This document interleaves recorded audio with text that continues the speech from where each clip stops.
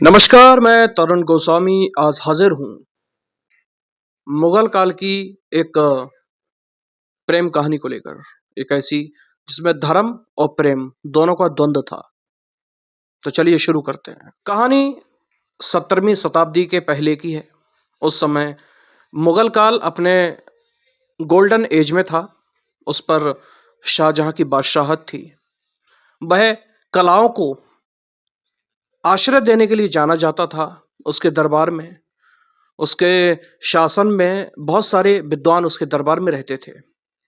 पूरे सल्तनत काल में कलाओं ने जितनी सल्तनत नहीं की जितनी की शाहजहां के समय पे की थी। बचपन से उसे यह सिखाया गया था कि पूरे भारतवर्ष में, पूरे इंडिया में जितने भी नायाब चीजें हैं, चाहे वो कैसी भी हों, उसे तुम्हारे राज दरबार में होना चाहिए।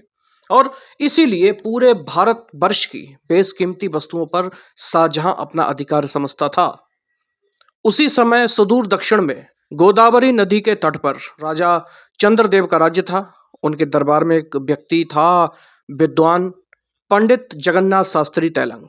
उम्र 22 साल थी, लेकिन विद्वता ऐसी थी कि बड़े बड़े विद्वान उसके सामने सर झुकाते थे। जब वह कविता कहता तो ऐसा लगता मानो साक्षात माँ शारदा उसके मुख में विराजमान हो। जब वह दर्शन की बात करता तो ऐसा लगता कि उसकी वाणी में भगवान श्री कृष्ण बोल रहे हों। बड़े बड़े विद्वान उसके सामने आते और उसके अकाट्य तर्कों से पराजित होकर अपना सा मुंह लेकर चले जाते थे।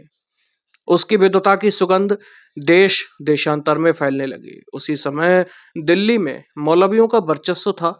विद्वता के पर्यायवाची यही मौलवी समझे जाते थे। उन्हें यह सहन नहीं था कि एक युवा विद्वान लड़का जो कि सनातन धर्म का है इतनी प्रसिद्धि पा रहा है।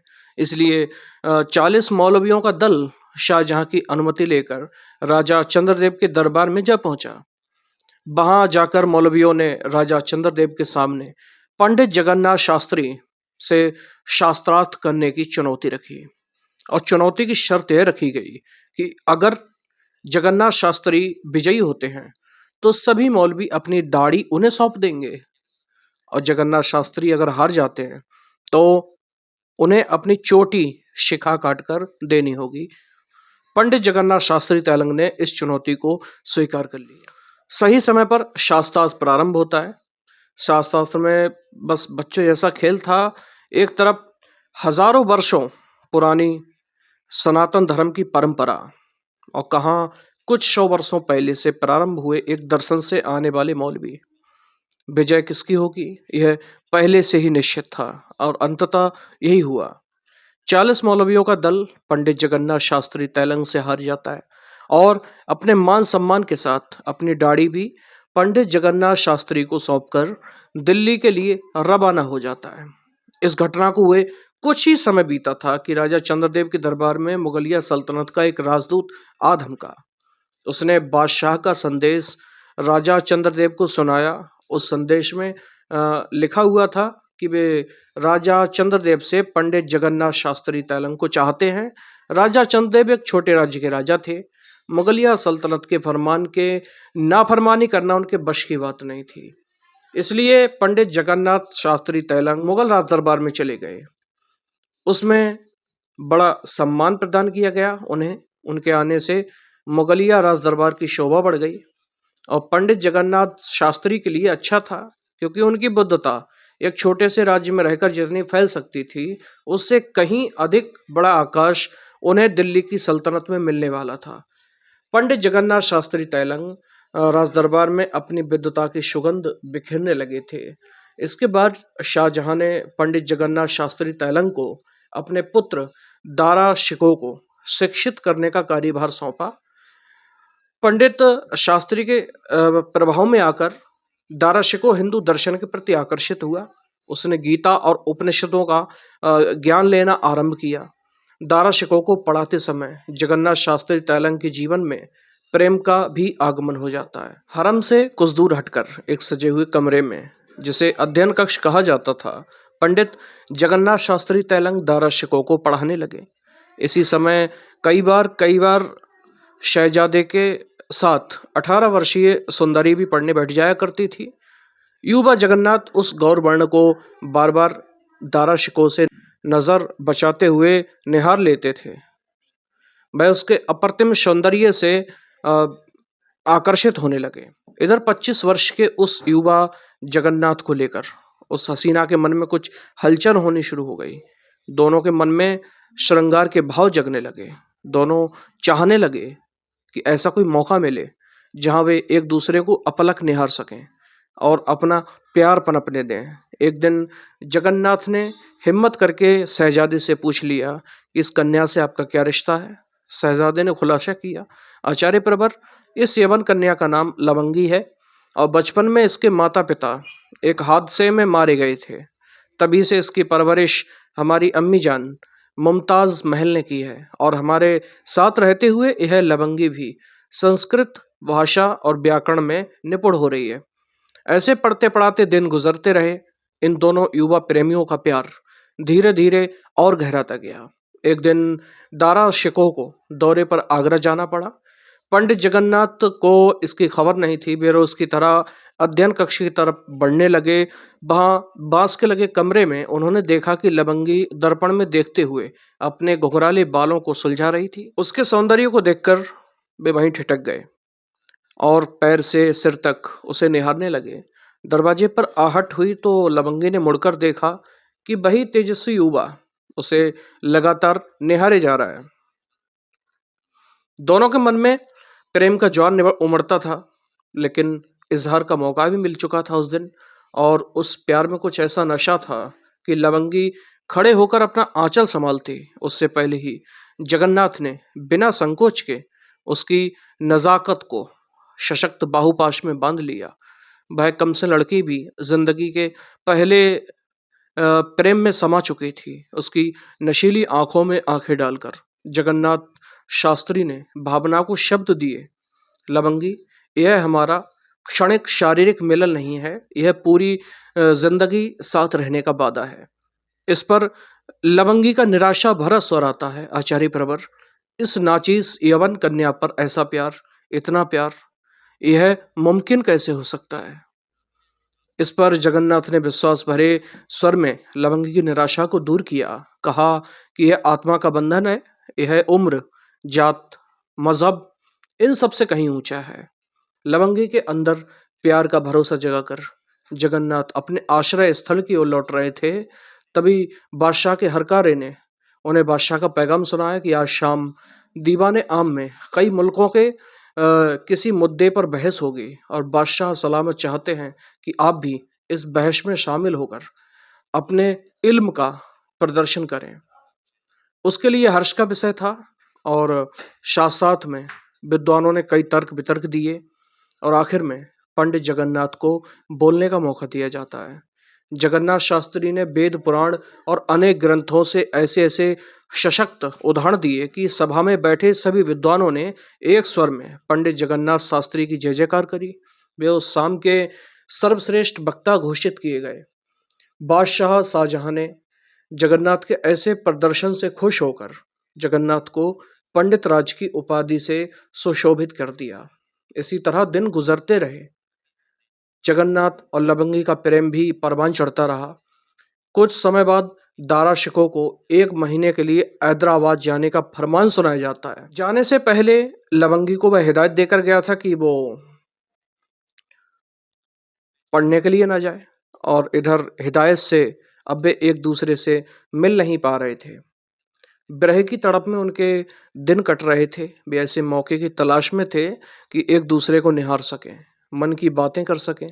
एक दिन मेहमानों के ठहरने के लिए अतिथि गृह में कोई मेहमान नहीं था।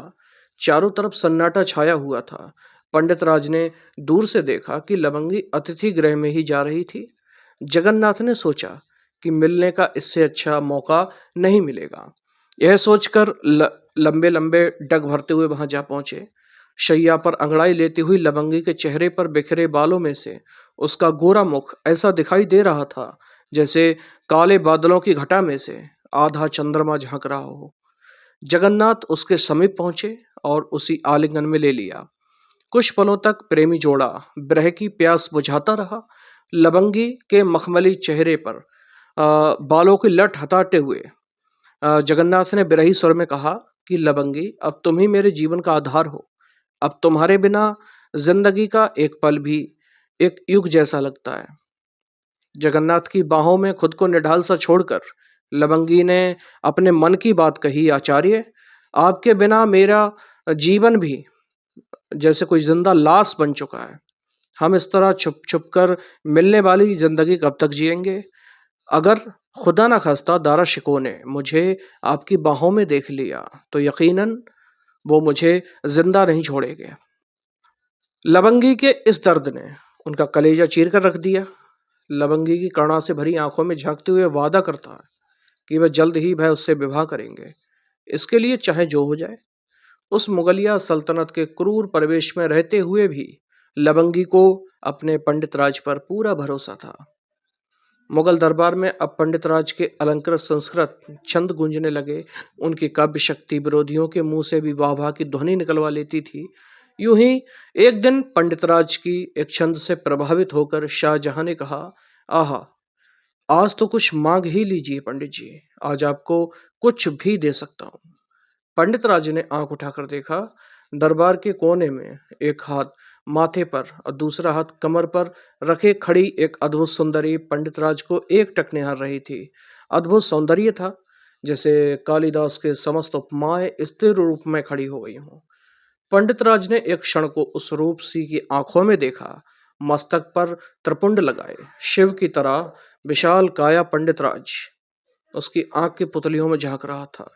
पंडित ने मौन के स्वर से पूछा, चलोगी? लवंगी की पुतलियों ने उत्तर दिया, अविश्वास ना करो, प्रेम किया है, चलेंगे। जगन्नाथ शास्त्री ये जानते थे कि शाहजहां ने इसे अपनी पुत्री की तरह माना। एक क्षण को कुछ सोचा और फिर पूरी ठसक के साथ मुस्कुराकर कहा, पंडित राज ने भरी सभा में शाहजहां से उसकी पुत्री जैसी लवंगी को मांग लिया। शाहजहां ने कुछ सोचा और फिर कहा, पंडित राज, हम अपने वादे से कभी नहीं मुकरेंगे, पर हमारे मन में यह खौफ कचोट रहा है कि एक कट्टर ब्राह्मण एक मुगलिया से विवाह करके अपने खानदान और अपनी बिरादरी में क्या मुंह दिखाएगा। लोग तुम्हें चैन से नहीं रहने देंगे, लेकिन यदि लवंगी को तुम पसंद हो तो मुझे यह विवाह मंजूर है। जगन्नाथ ने अति विश्वस्त होकर कहा, शाहजहां, न मुझे समाज की परवाह है, न जाति के लोगों के विरोधियों का डर, और लवंगी तो मेरे जीवन संगिनी बनने के लिए बहुत पहले से अधीर है। युवा जगन्नाथ के इस संकल्प को समझते हुए बादशाह ने भरी सभा में उन दोनों की शादी की घोषणा कर दी। लवंगी और उनका वैवाहिक जीवन शांति से व्यतीत हो रहा था। इधर उन्होंने दो ग्रंथ लिखे, 16 श्रृंगार पर आधारित भामिनी विलास, जो कि एक खंड काव्य है, और दूसरा अलंकार शास्त्र पर आधारित रस गंगाधर। ये ऐसी पांडित्यपूर्ण रचनाएं थीं कि पंडित जगन्नाथ शास्त्री समूचे संस्कृत साहित्य में एक विद्वान लेखक माने जाने लगे। लाल किले में बादशाह आनंद से जीवन बिता रहा था। तभी एक मध्यरात्रि में अचानक किले में जबरदस्त कोलाहल मचा। सैनिक हथियारों से लैस बेतहाशा इधर से उधर दौड़ रहे थे। एक दरबान मशाल लिए जगन्नाथ के पास हांफता हुआ ये खबर देने आया कि बादशाह के औरंगजेब ने तीसरे किले को अपने कब्जे में ले लिया है, दारा शिकोह का कत्ल कर दिया है। एक दरबान मशाल लिए हुए जगन्नाथ के पास हाफ कर आया और बोला कि बादशाह के तीसरे शहजादे औरंगजेब ने दक्षिण से आकर लाल किले पर कब्जा कर लिया है, बादशाह शाहजहां को कैद में डाल दिया है और दारा शिकोह का भी कत्ल कर दिया है। यह बताते हुए उसने कहा कि पंडित राज, चूंकि आप भी बादशाह के चहेते हैं, औरंगजेब आपको भी जिंदा नहीं छोड़ेगा। सेनापति ने कहा है कि आप किले के पिछले दरवाजे से निकलकर यमुना पर लगी नाव में बैठकर कहीं दूर निकल जाइए और अपनी जान बचाइए। दोनों नवविवाहित जोड़े नाव में झोंके लेते हुए मथुरा पहुंच जाते हैं और वृंदावन में रहने लगे। थोड़े दिन बाद जगन्नाथ ने यह समझा कि यह उनका विद्वता की कोई पूछ या परख नहीं है, अतः काशी जो विद्वानों का गढ़ है, वहीं उनकी रोजी रोटी का इंतजाम हो पाएगा। यह सोचकर वे दोनों बनारस पहुंच जाते हैं। मगर बनारस तो बनारस है, वह अपने ताव के साथ जीता है। बनारस किसी को इतनी सहजता से स्वीकार नहीं करता, और यही कारण है कि बनारस आज भी बनारस है। नहीं तो अरब की तलवार जहां भी पहुंची वहां की सभ्यता संस्कृति को खा गई। यूनान, मिस्र, फारस, इन्हें 100 वर्ष भी नहीं लगे समाप्त होने में, लेकिन बनारस हजारों वर्षों से प्रहार सहता आ रहा है, लेकिन आज भी स्वस्थ है, क्योंकि वहां साक्षात भगवान शिव रहते हैं। बनारस ने एक स्वर से पंडित राज को अस्वीकार कर दिया। कहा, लवंगी आपकी विद्वता को खा चुकी है, आप सम्मान के योग्य नहीं है।